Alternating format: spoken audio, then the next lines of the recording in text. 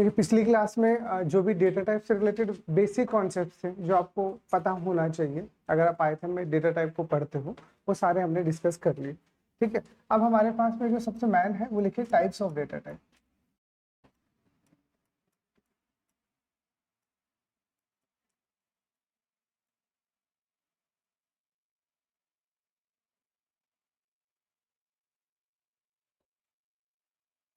ये पाइथन में अगर आप डेटा टाइप्स के टाइप की बात करते हो तो अलग अलग कैटेगरीज में डिवाइड होता है। ठीक है, वन बाय वन एक एक कैटेगरी आपको समझ में आना चाहिए। ठीक है, सबसे पहला कैटेगरी जो आता है इसे हम बोलते हैं न्यूमेरिक टाइप।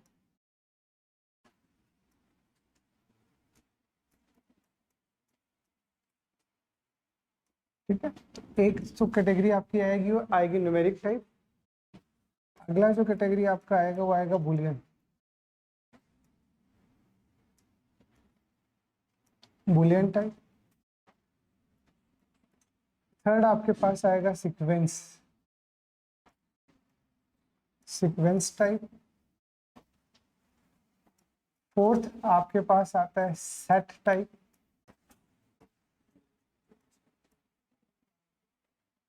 फिफ्थ आपके पास आता है मैप टाइप।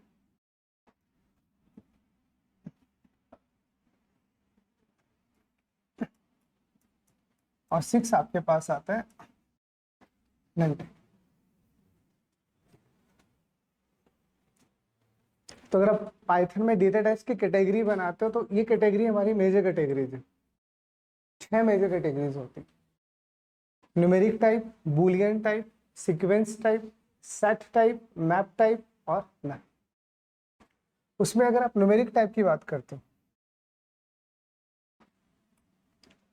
तो न्यूमेरिक टाइप के अंदर हमारे कवर होते हैं basically int, float and complex. तो अगर आप नंबर्स की बात करते हो जो न्यूमेरिक होते हैं तो पाइथन में 3 तरह के डेटा टाइप्स होते हैं जो नंबर को सपोर्ट करेंगे, इंट, फ्लोट एंड कॉम्प्लेक्स। ठीक है, बुलियन की बात करोगे तो बुलियन में सिर्फ एक ही होता है सिर्फ आपके पास में बेसिकली। तो बुलियन को एक ही सपोर्ट करवाना है, ट्रू फॉल्स चाहिए तो एक ही बोट आपके लिए। ठीक है, सीक्वेंस की अगर आप बात करते हो तो सीक्वेंस में यहाँ पे आपके पास आता है string, list, tuple, bytes,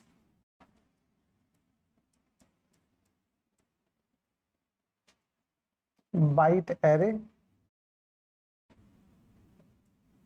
and range.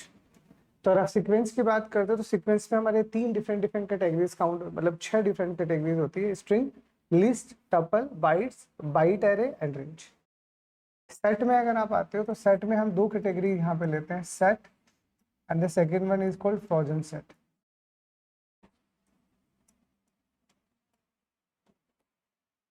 पहले सेट आएगा फिर आपके पास में फ्रोजन सेट आएगा। मैप टाइप के अंदर सिर्फ एक आपके पास इंक्लूड है, दैट इज द डिक्शनरी। और नन के अंदर सिर्फ आपके पास एक ही आएगा, दैट इज मैप। तो अगर आप टोटल डेटा टाइप्स की बात करते हो पाइथन में तो 3, 4, यहाँ पे 6, 10,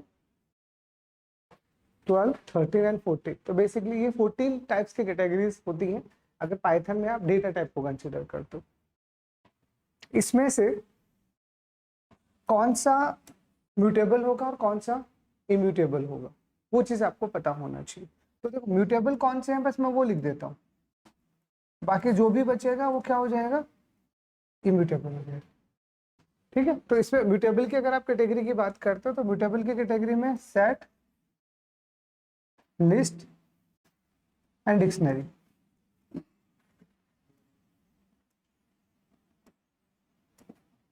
and the fourth is the बाइटरी।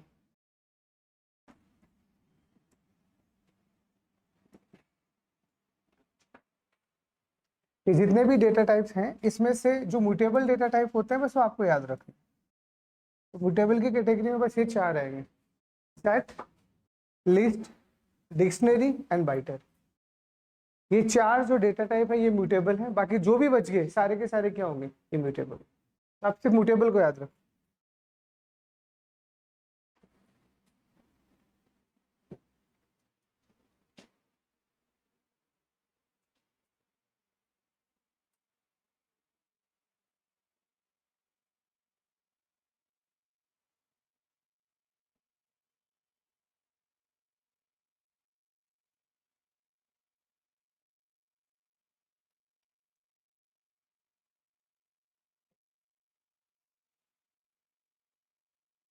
ठीक है, तो इसमें से एक एक कैटेगरी को अपन पूरा कर रहे हैं। हाँ, इनमें से कैटेगरी वाइज अगर आप और इनका फर्दर कैटेगरी बनाते हो, देखिए क्या होता है, पाइथन के data type as per the need और as per the requirement categorize होते हैं। मैंने ये जो कैटेगरी बनाई है इनके बिहेवियर के अकॉर्डिंग बनाया है। ये बिहेवियर कैसे है, तो ये हमारे पास इनका बिहेवियर है। बट अगर आप इनमें से अगर आपसे कोई पूछे कि बताइए फंडामेंटल कौन से, सिर्फ अगर आपसे इसे फंडामेंटल ही पूछा जाए कि इनमें से फंडामेंटल डेटा टाइप कौन से,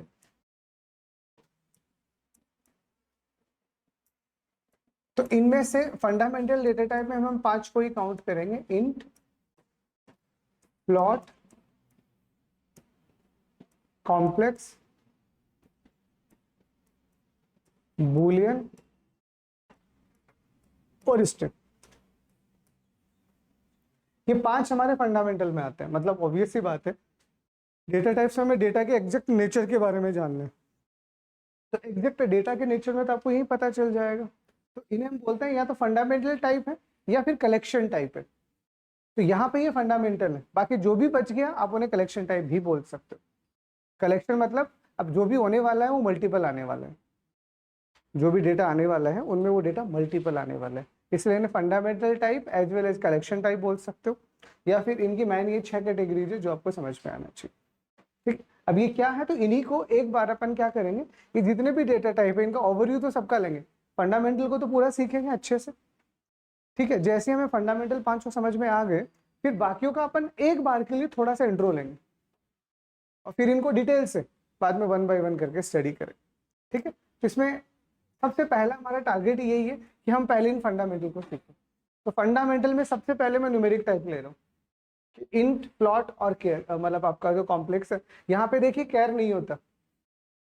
अगर आप यहाँ पे बुलियन में एज ए डेटा टाइप की बात करते हो, अगर आप C++ या जावा वाली बिरादरी से आए हो और अगर आप ढूंढ रहे हो अदर डेटा टाइप, तो यहाँ पे कैरेक्टर डेटा टाइप नहीं होता, यहाँ पे डबल डेटा टाइप नहीं होता, यहाँ पे लॉन्ग डेटा टाइप नहीं होता। यहाँ पे पाइथन में यही बोला गया है कि भैया जैसा नंबर है उसको रिप्रेजेंट करने के लिए एक ही टाइप होते हैं, आपको मल्टीपल टाइप लेने की नीड ही नहीं है। क्यों? क्योंकि साइज का कॉन्सेप्ट तो एप्लीकेबल ही नहीं है, तो फिर क्यों आप मल्टीपल ले रहे हो? तो there is no need for taking the multiple data type for a single type of the data, आवश्यकता ही नहीं है आपको। ठीक है, इसलिए इंटीजर के लिए एक नंबर बना। जैसे अब सबसे पहले हेडिंग लगा दीजिए न्यूमेरिक टाइप, पहले इसको अपन डिटेल से पढ़ेंगे। ठीक है, तो चलो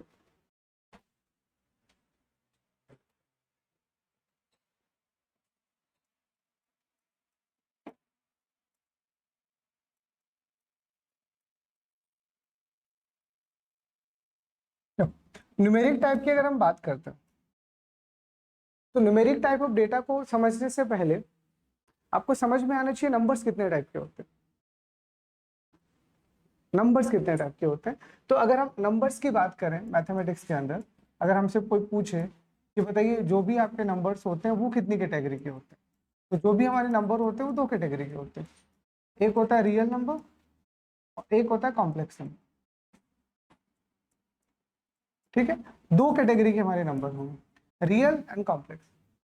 ठीक है, रियल में जब आप जाओगे तो और फर्दर कैटेगरी बन जाएगी, बट यहाँ पे रियल की अगर हम थोड़ी डिटेल्ड कैटेगरी बनाना चाहे तो हम 2 कैटेगरी बनाएंगे, सिर्फ 2 कैटेगरी।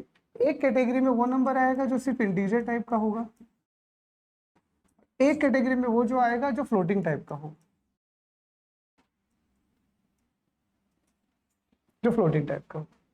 मतलब आप कोई भी नंबर लिखो उसमें पॉइंट नहीं आना चाहिए, आप कोई भी पॉइंट नंबर लिखो, जैसे फॉर एग्जांपल आपने लिखा 2 3 4 माइनस का 1 5 6 7, ठीक है, 2 3 1 4 5, ये किस टाइप का नंबर है? ये इंटीजर टाइप का नंबर है, क्योंकि इसमें किसी टाइप का कोई पॉइंट नहीं है। तो जो नंबर में पॉइंट नहीं है ना, वो नंबर यहाँ इंटीजर माना जाएगा। इन नंबर के साथ अगर आपने पॉइंट लगा दिया, आपने लिख दिया 23.0, बस पॉइंट की देरी है। चलो आपने लिख दिया माइनस का 23.56।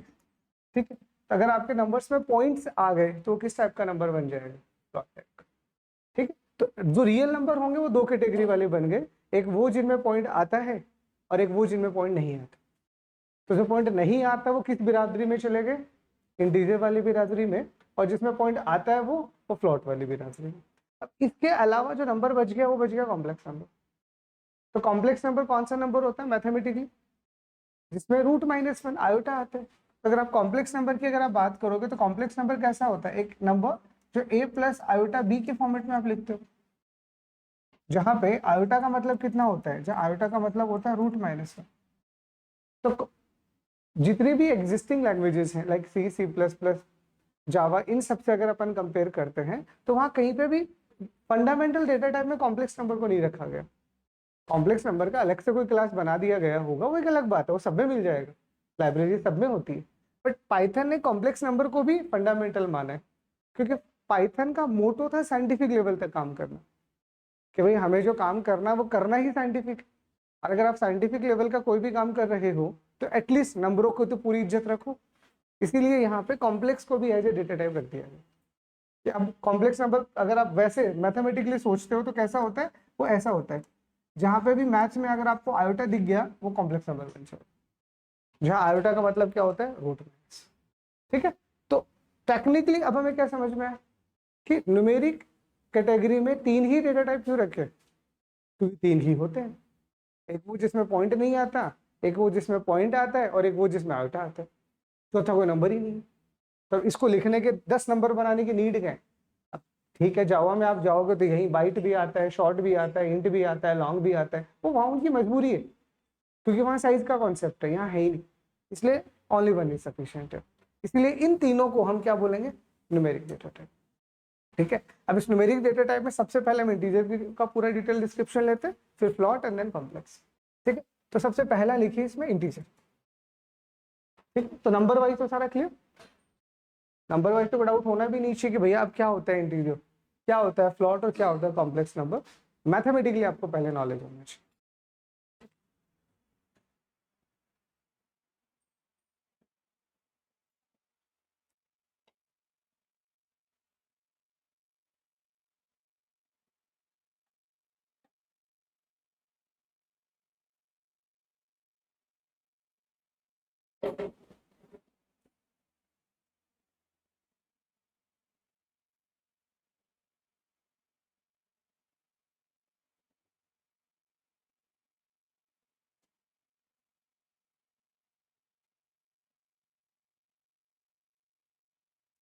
अब इनमें पाइथन में कौन सी चीजें कैसी होती है, तो अब एक एक को वन बाय वन देख लेते हैं।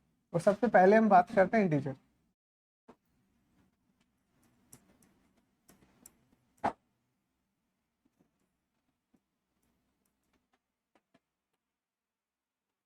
ठीक है, तो इंटीजर में कौन सा नंबर कैटेगराइज होता है वो तो आपको समझ ही गया। ठीक है, any numerical number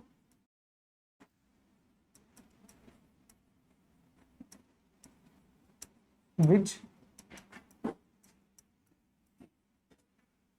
does not contain point, आप ऐसे याद रखिए, does not contain point called integer।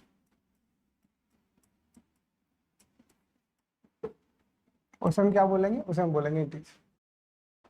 ठीक है, अब जो भी आपके इंटीजर नंबर हैं उसको आप लिखोगे कैसे। ठीक है, इंट टाइप का आप एक डेटा टाइप पढ़ने वाले हो, बट इंट टाइप के डेटा टाइप को भी लिखोगे कैसे। तो जो भी आपका इंट टाइप का डेटा टाइप रहेगा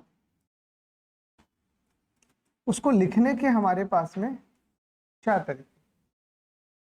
ठीक है, या तो आप उसे डेसिमल में लिख सकते हो, चाहो तो आप उसे बाइनरी में लिख सकते हो, चाहो तो आप ऑक्टल में लिख सकते हो, और चाहो तो आप हेक्सा में लिख सकते हो।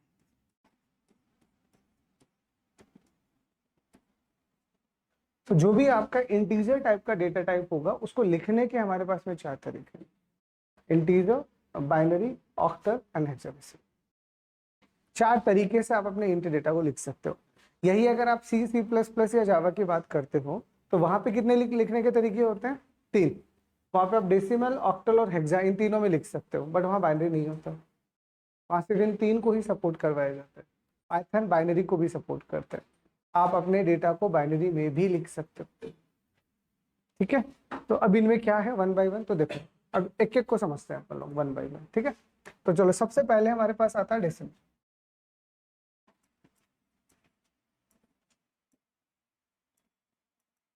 तो अगर हमसे कोई बोले डेसिमल नंबर क्या है, तो डेसिमल नंबर सिंपल से क्या बोलेंगे? एनी नंबर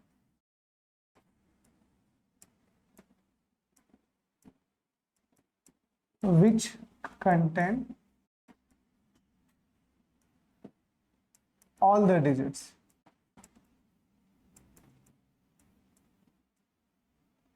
ठीक है, all the digits that is 0 to 9। कोई भी नंबर आप लिख रहे हो उसमें 0 से 9 को लेके कोई भी नंबर बना दो, 0 से 9 को लेके वो नंबर बाय डिफॉल्ट डेसिमल ही होते हैं। तो डेसिमल का मतलब तो हम जो लिख रहे हैं ना वो बाय डिफॉल्ट डेसिमल ही है। आपने जो भी नंबर लिखने का सोचा, आपने बोला कि मेरे को x का वैल्यू 23 लिखना है, तो ये बाय डिफॉल्ट क्या है? डेसिमल ही तो है। आपने बोल दिया कि मुझे x का वैल्यू माइनस का 2 4 5 6 लिखना है, तो ये क्या है? तो बाय डिफॉल्ट डेसिमल ही है। तो आप कोई भी इंटीजर नंबर लिखते हो 0 से 9 को लेके कुछ भी लिख दो तो बाय डिफॉल्ट कैसा माना जाएगा? तो डेसिमल ही माना जाता है। तो डेसिमल के लिए अलग से कुछ नहीं करना, पर जो आपका मन कर रहा है वो नंबर लिख दो। ठीक, दूसरा आपका आता है बाइनरी।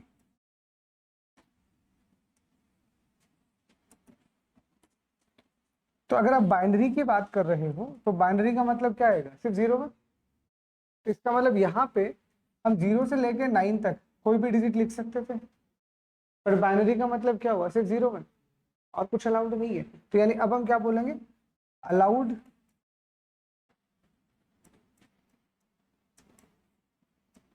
Digits are 0 and 1। सिर्फ जो डिजिट अलाउड है यहाँ पे वो सिर्फ 0 एंड 1 है, उसके अलावा आप कुछ भी नहीं अलाउ कर सकते। ठीक है, अब कैसे पता चलेगा? 0 1 तो आप यहाँ पे भी लिख सकते हो। अब एक बात बताओ, मैं यहाँ पे डेसिमल में ही कोई नंबर लिख रहा हूँ, यहीं पे मैंने लिख दिया मान लीजिए x इज इक्वल टू 1010, तो ये नंबर किस में है? तो 0 और 1 देखने का मतलब थोड़ी बाइनरी होता है। अरे 0 और 1 तो डेसिमल में भी आते हैं, ऐसा थोड़ी आप कह दोगे कि ये बाइनरी है, नहीं। तो कौन बताएगा? उसके लिए हमें उसका प्रीफिक्स लगाना पड़ता है, हमें खुद बताना पड़ेगा कि ये नंबर बाइनरी का नंबर है। तो उसके लिए हम प्रीफिक्स जो यूज करते हैं दैट प्रीफिक्स इज 0b। ठीक, तो इसके लिए प्रीफिक्स क्या आएगा? मतलब प्रीफिक्स मतलब आपको उस नंबर से पहले लिखना पड़ेगा। तो या तो आप उससे पहले 0b लिख दो, या फिर आप उससे पहले 0 के साथ में कैपिटल B लिख दो। पाइथन के सेंसिटिव लैंग्वेज है, बट हर जगह पे नहीं, कुछ एक्सेप्शंस होते हैं। जिस एक्सेप्शंस में से this is one of the exception कि ये भी आप छोटा लिखो या ये बड़ा लिखो, ये दोनों ही बाइनरी काउंट होंगे। मतलब अब अगर आपको सच में कोई बाइनरी लिटरल लिखना है, तो बाइनरी वेरिएबल लिखना है, तो कैसे लिखोगे? x इज इक्वल टू पहले 0b लगाओगे, उसके बाद में अगर आप कुछ भी लिखते हो 1011, दिस इज योर बाइनरी। या तो आप ऐसा लिखो, या फिर अगर आप 0b कैपिटल लिखते हो, मान लीजिए 1100, दिस इज ऑल्सो अलाउड। तो आप चाहे तो b को स्मॉल लिखिए, चाहे तो b को कैपिटल लिखिए, कोई फर्क नहीं पड़ेगा। बट अगर आप 0 1 के अलावा कुछ भी लिखते हो तो इट इज कंप्लीटली इनवैलिड।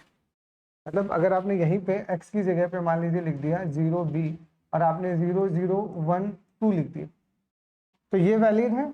ये वैलिड है क्या? ये वैलिड है? नहीं, this is not, this is not valid, ये वैलिड नहीं।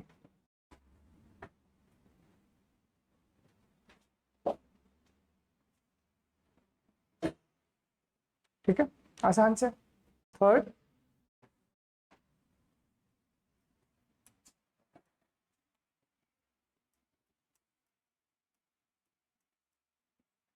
अगर आप ऑक्टल की बात करते हो तो अलाउड इसमें क्या क्या है?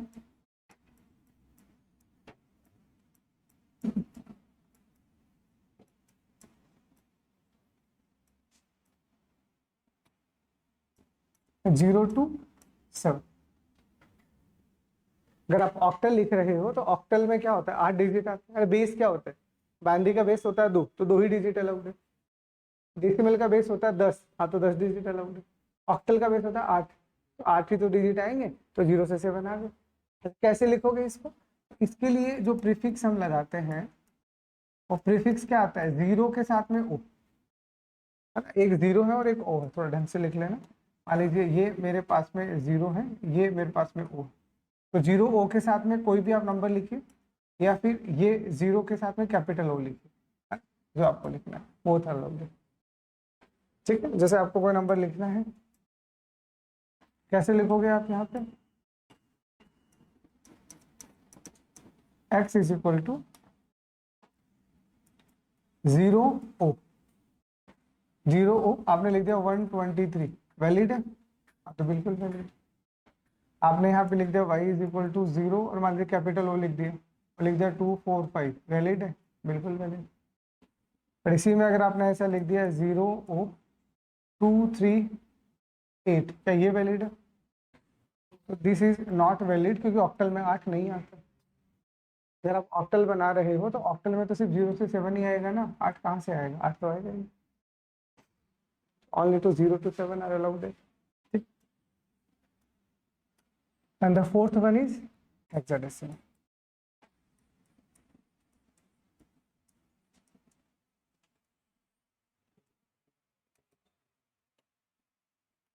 तो अगर आप हेक्साडेसिमल लिखते हो तो इसमें अलाउड क्या क्या है,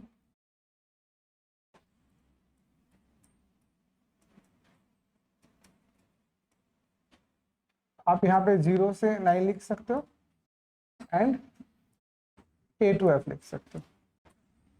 A to F स्मॉल भी हो सकता है और A to F कैपिटल भी हो सकता है ना, बोथ आर वैलिड है।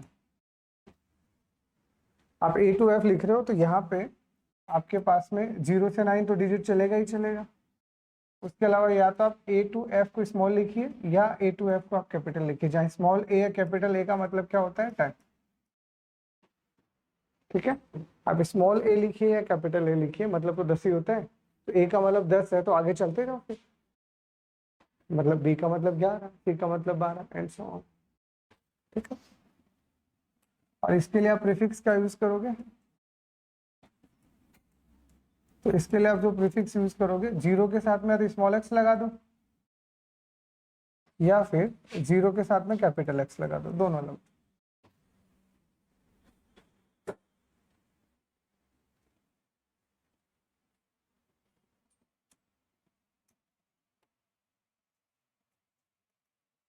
तो अगर हम एग्जाम्पल देखें, like x is equal to, मैंने लिख दिया 0x23a, 0 कैपिटल X ABC, तो ये अलाउड है, बिल्कुल अलाउड है, ये भी अलाउड है। तो यही अगर आपने z इज इक्वल टू लिख दिया, मान लीजिए 0x और यहाँ पे लिख दिया ABZ, ये अलाउड है, ये अलाउड नहीं है क्योंकि सिर्फ A to F आएगा, F के अलावा वाले अल्फाबेट्स तो अलाउड ही नहीं है, तो दिस इज इनवैलिड।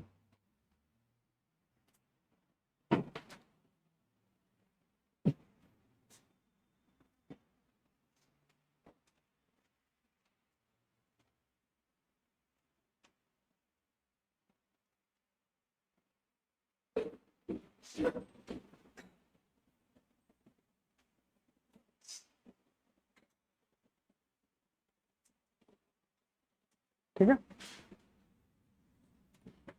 अब इनमें जो हमारे लिए सबसे खास बात है वो क्या है, देखिए आप डेसिमल जो भी इंटीजर नंबर है उसको किसी भी रिप्रेजेंटेशन में लिखो, डेसिमल में, बाइनरी में, ऑक्टल में या हेक्सा में, उसका जो रिजल्ट आएगा वो हमेशा डेसिमल में आएगा।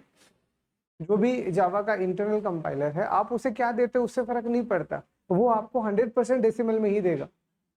इसलिए अगर आप जो भी रिजल्ट ले रहे हो, जैसे आपने अभी अभी लिखा x is equal to 0b1101, आप इस x को जब प्रिंट करवाओगे तो इसका आउटपुट क्या आएगा, तो 1101 कितना होता है 30, तो इसका रिजल्ट 30 नहीं आएगा।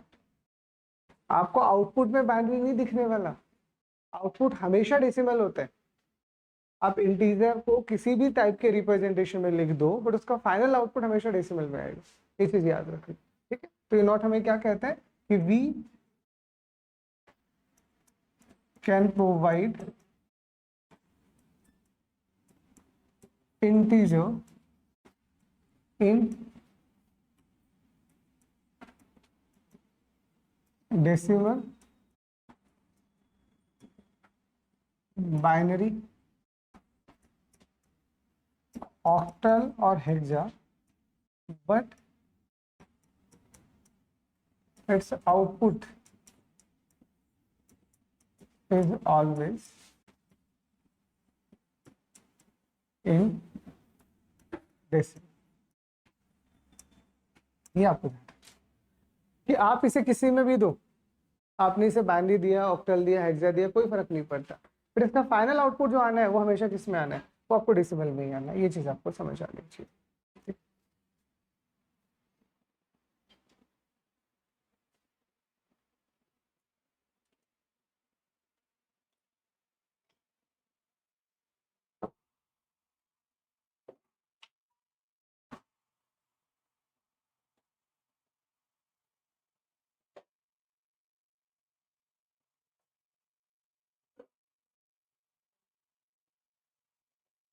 लो, अब इससे रिलेटेड जो छोटे छोटे एग्जाम्पल्स हैं वो आपको दिखा देता हूँ।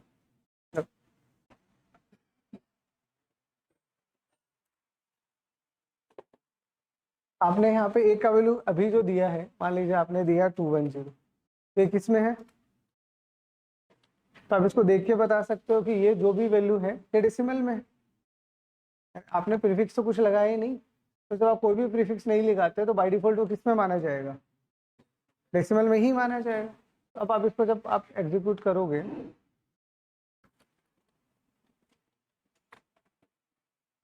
तो देखो आपका आउटपुट 210 ही आएगा। ठीक, लेकिन अगर आपने यही वैल्यू मान लीजिए आपने बी में लिख दिया 0B और 1010, आपने ये लिख दिया एंड देन आपने इसको प्रिंट करवाया,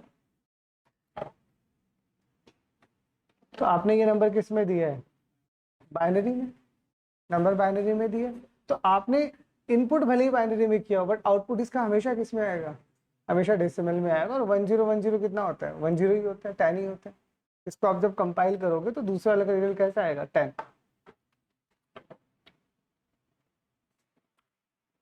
ठीक है, तो रिजल्ट 10 है। ठीक है, अगर आप यहाँ पे बाइनरी में कुछ और दे दोगे, मान लीजिए आपने 2 दे दिया, तो बाइनरी में क्या क्या अलाउड है, सिर्फ 0 का, उसके अलावा तो कुछ अलाउड ही नहीं है। तो अगर आपने कुछ और दिया तो ये यहाँ पे कंपाइलर ऑटोमेटिकली आपको एरर दे देगा। और इसे क्या बोलते हैं, basically this is syntax error. तो ये क्या बोला भैया, इनवैलिड डिजिट लिखा है 2, जो कि बाइनरी में आ ही नहीं सकता, बाइनरी में आता ही 0 है ना, तो आप 2 कैसे लगा सकते हो, तो नॉट अलाउड। ठीक है, और यहाँ पे आप भले ही इस बी को स्मॉल लिखो या कैपिटल लिखो, उससे फर्क नहीं पड़ेगा। ठीक है, अगर आप कैपिटल भी लिखोगे तो भी आपका आउटपुट 10 ही आएगा यहाँ पे। ठीक है, तो this is a binary. Octal की अगर आप बात करते हो तो 0 के साथ एक स्मॉल ओ लिख दो, आपने लिख दिया मान लीजिए 12, और अब इसको आप प्रिंट करवा रहे, तो ये 12 किस में है, ये 12 आपका ऑक्टल में है, जो डेसिमल में कितना होता है, 10। अब ये डेसिमल में कन्वर्ट करोगे तो 8 + 2 2 आएगा ना, 8 + 2 10 आएगा ना।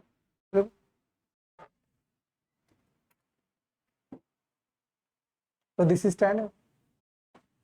ठीक है, तो आप इसे क्या दे रहे हो उससे फर्क नहीं पड़ रहा, ये रिजल्ट हमेशा किस में दे रहे हैं, डेसिमल में। ठीक है, अगेन आपने यहाँ 8 लिख दिया, अब सही है नहीं, क्योंकि ऑक्टल में 8 अलाउड ही नहीं है, ऑक्टल में सिर्फ 0 से 7 अलाउड है। अगर आप इसको एग्जीक्यूट करवाओगे तो दैट इज एरर, तो ये तो सिंटैक्स एरर है, आ ही नहीं सकता, क्योंकि अलाउड क्या है, सिर्फ 0 to 7, 8 अलाउड ही नहीं। ठीक है, और सेम, और यहाँ पे वही अगेन, आप यहाँ पे स्मॉल ओ लिखिए या कैपिटल ओ लिखिए, उससे कोई फर्क नहीं पड़ेगा। आप अब भी लिखोगे तो 10 ही आएगा।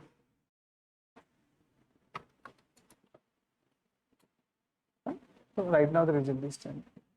ओके, यहाँ से अब अगर आप हेक्सा की बात करते हो तो हेक्सा को कैसे लिखोगे 0x। अब 0x में मान लीजिए आपने लिख दिया a के साथ 2, a के साथ अगर 2 लिखोगे तो ये कितना है, अरे ये 16 है ना, 16 को 10 से करोगे तो ये 162 आएगा। तो अब इसको अगर डेसिमल में कन्वर्ट करोगे तो ये आएगा 162।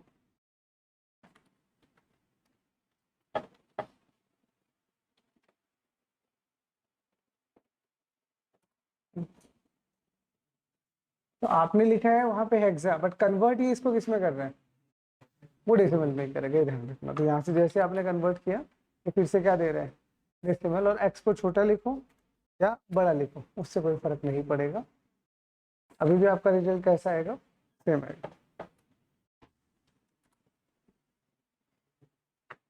ठीक है, और इसमें अगर आपने a to f के अलावा कुछ और लिख दिया, मान लीजिए आपने लिख दिया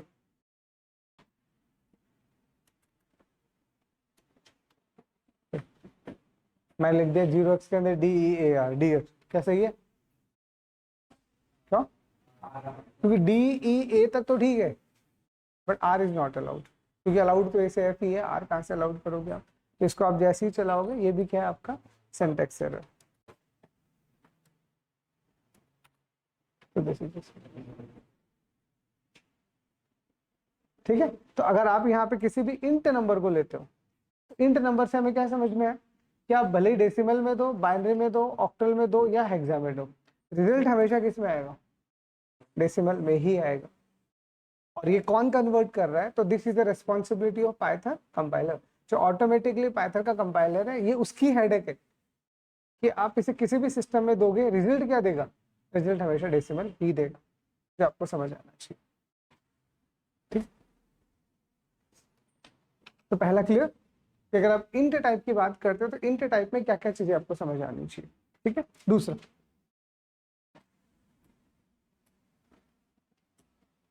दूसरा आपके पास आता है फ्लोट।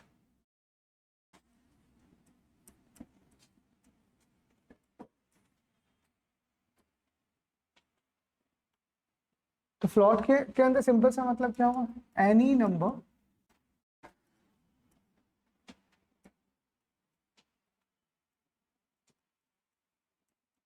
which contain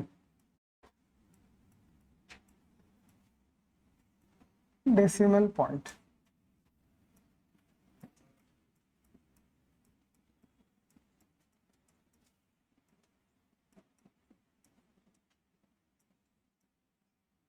अब कोई भी नंबर लिखिए बस उसमें पॉइंट आना चाहिए, सिर्फ पॉइंट।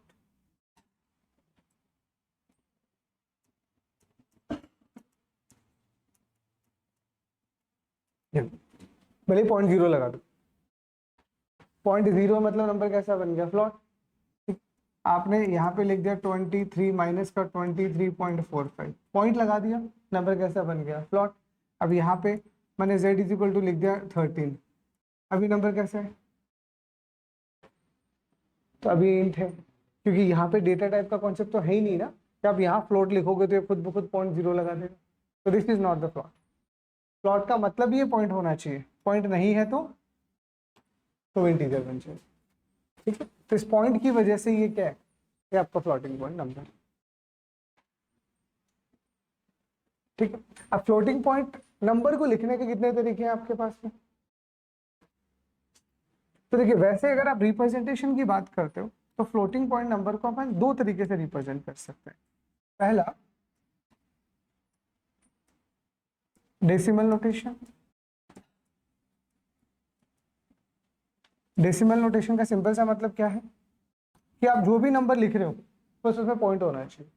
आपने लिखा 23.45, आपने लिख दिया माइनस का 126.36, कुछ भी जो आपको लिखना है बस पॉइंट होना चाहिए। तो किसी भी नंबर में अगर पॉइंट है तो क्या माना जाएगा, तो वो नंबर आपका फ्लॉट ट्रीट हो जाएगा। तो इसी में दूसरा तरीका और क्या है, तो दूसरा आप इसे साइंटिफिक फॉर्म में भी लिख सकते हो।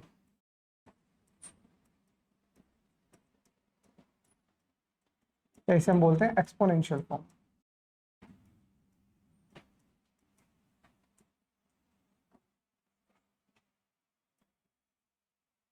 तो साइंटिफिक फॉर्म का मतलब क्या हुआ कि अब आप इसी नंबर को ई के साथ भी रिप्रेजेंट कर सकते हो। अगर आपको रिप्रेजेंट करना है तो आप ई के साथ भी रिप्रेजेंट कर सकते हो। मान लो आपने एक नंबर लिख दिया x is equal to 23.34 E plus 2, ठीक है। आपने एक नंबर लिख दिया y is equal to 15.67 E 10, या फिर आपने यही एक नंबर लिख दिया 2.67 ई माइनस 2। तो दिस इज कॉल्ड एक्सपोनेंशियल और साइंटिफिक फॉर्म। तो what is the meaning of the exponential form? Exponential form का जनरल सा मतलब देखो क्या होता है, कोई भी अगर आपके पास फ्लोटिंग पॉइंट नंबर है, या फिर आप ऐसा मानो कोई भी नंबर है, या तो बहुत ज्यादा बड़ा है या बहुत ही ज्यादा छोटा है। एक नंबर है उसमें मान लीजिए 500 डिजिट है, ठीक है। अब 500 डिजिट को कौन पढ़ता है? इतने सारे डिजिट को पढ़ना संभव भी नहीं है, बट फिर भी पढ़ना है, तो कैसे पढ़े फिर? तो उसके लिए फिर एक्सपोनेंशियल फॉर्म होता है। उस एक्सपोनेंशियल फॉर्म में इस ई का मतलब क्या होता है? 10 रेज टू पावर। मतलब यहाँ पे ये जो भी नंबर आपको लिखा गया है, इसका जनरल मतलब क्या आएगा? x is equal to 23.34 into 10 raise to power 2। तो ये नंबर कैसा लिखा जाएगा? 2334, इसको 100 से मल्टीप्लाई कर दो तो 2334.0 ना, सीधा सीधा पॉइंट लग जाएगा। तो ऐसे इसको किससे मल्टीप्लाई कर दो? 10 का पावर 10 से मल्टीप्लाई कर दो। ऐसे इसको किससे कर दो? 10 की पावर -2 से मल्टीप्लाई कर दो। तो एक्सपोनेंशियल फॉर्म का जनरल सा मतलब बस आपको कहाँ लिखेंगे हम लोग, तो बस ये नोट लगा के लिख दो, it is used when number is either very large और वेरी स्मॉल।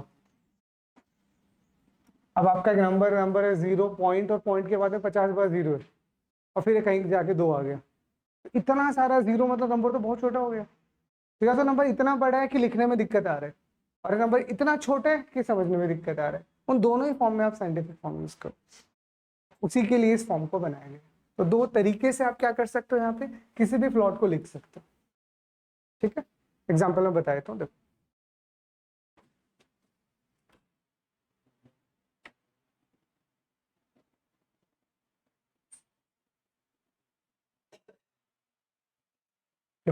यहाँ पे आपको कोई भी फ्लोटिंग पॉइंट नंबर लिखना है, तो हमने सीधा लिख दिया 23.45, ठीक। तो अब आप इसको प्रिंट करवाओगे तो 23.45 ही आएगा, आगे। पर यही नंबर अगर आप साइंटिफिक फॉर्म में लिखते हो, ये लिखा और आपने ई के आगे लिख दिया मान लीजिए 2, तो E2 का मतलब क्या हुआ? 10 का पावर 2। नंबर ऑटोमेटिक कन्वर्ट हो जाएगा, आप उसकी टेंशन मत लीजिएगा। जब आप इसको प्रिंट करवाओगे तो ये नंबर कितना बनेगा? 2345.0। तो ऑटोमेटिक इसको कन्वर्ट कर देगा, और after conversion your result is just like that, ठीक है। तो प्लस लगाओगे तो वो पॉइंट को आगे खिसका देगा, और माइनस लगाओगे तो पीछे खिसका देगा। सिंपल सा फर्क पड़ता है यहाँ पे ना। तो यहाँ से आप क्या कर सकते हो, इजीली फ्लोटिंग पॉइंट नंबर को लिख सकते हो, ठीक है। अब फ्लोटिंग पॉइंट नंबर में बस एक चीज आपको और ध्यान रखना है, just for your knowledge only. जब आप किसी भी फ्लोटिंग पॉइंट नंबर को लिखते हो तो उसको लिखने का एक ही तरीका है, डेसिमल। आप उसमें बाइनरी, ऑक्टल और हेक्सा नहीं लगा सकते। अगर लगाओगे तो एरर आएगी। देखो, अगर आपने यहाँ पे एक नंबर ले लिया c इज इक्वल टू, और आपने लिख दिया 0b111.10, पॉइंट बाद लिखा है इस बार, और this is printed. I error. अब ये क्या एरर? ये एरर इसलिए है क्योंकि ये जो आपने फ्लॉट लिखा है ना, ये आपने बाइनरी में लिख दिया, नॉट अलाउड। प्लॉट को सिर्फ डेसिमल में लिखा जाता है। अरे अपनी बुद्धि का इस्तेमाल करो। और मेरे को एक बात बताओ, यहाँ पे अभी अभी जब हमने एक्सपोनेंशियल फॉर्म पढ़ा है, इस एक्सपोनेंशियल फॉर्म में इस ई को मैंने क्या बोला है? 10 ना, और 10 मतलब डेसिमल। तो इतना तो इसको देखते ही आपको समझ में आ जाना चाहिए था कि यहाँ पे डेसिमल के अलावा कोई और सिस्टम अलाउड नहीं है, करोगे तो गलत है, ठीक है। तो ये चीज आप और ध्यान रखो।